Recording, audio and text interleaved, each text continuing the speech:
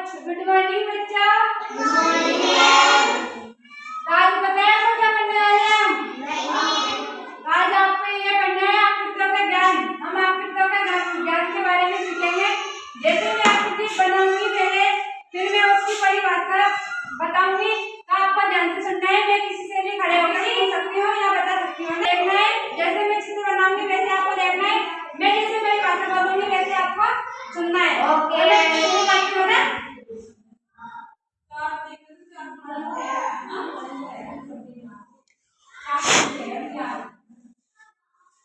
इसको क्या बोलते हैं? इसको बोलते हैं आयत। आयत जानते हो आयत किसे कहते हैं? परिभाषा में आती है आपको? आती है किसी का? राधे राधे। ये आती है ना? आते इसमें आयत की परिभाषा ये होती है जिसमें आपने सामने की लाइन बराबर हो। जैसे कि ये 4 है तो ये भी 4 होनी चाहिए। जब ये दोनों बराबर होगी तो ये आयत होगा, वरना ये आयत नहीं होगा ना। जैसे ये 2 है तो इसकी भी मतलब लाइन बराबर होनी चाहिए। ये 2 है तो ये भी 2 होनी चाहिए। अगर ये 2 नहीं है तो ये आयत नहीं है, मतलब कोई और ही है ना। तो बस आ गया आपको समझ में? आ गया? आयत है बराबर होती है तब हम बनाते हैं वर्ग ना।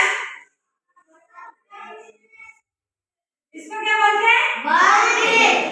वर्ग बोलते हैं इसको।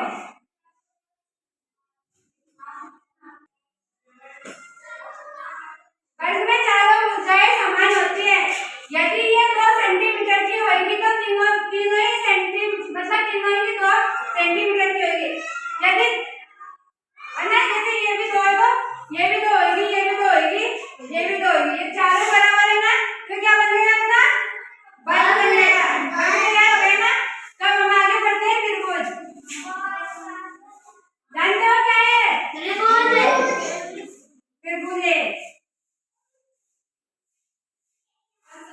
त्रिभुज की परिभाषा आती है किसी को? नहीं आती किसी को भी? जिसके तीनों पृष्ठों का 180। त्रिभुज उसे कहते हैं जिसके तीनों कोणों का योग 180 होता है। टोटल कुल 180 योग होता है इनका। तो क्या इसमें एक कौन से होता है? जानते हो ना? एक यहाँ होता है और एक यहाँ होता है। 45 का वृत्त कैसा रहता है? गोल। जानते हो वृत्त कैसा रहता है? गोल। और इसको क्या बोलते हैं? इसको क्या बोलते हैं? अर्धवृत्त बोलते हैं इसको। आधा बहन है अर्धवृत्त।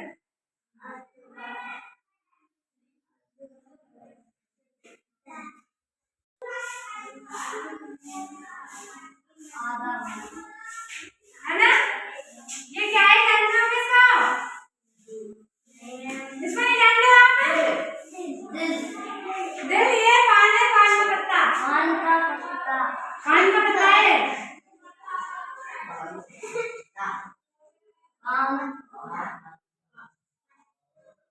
और इसको तो जानते होंगे आप?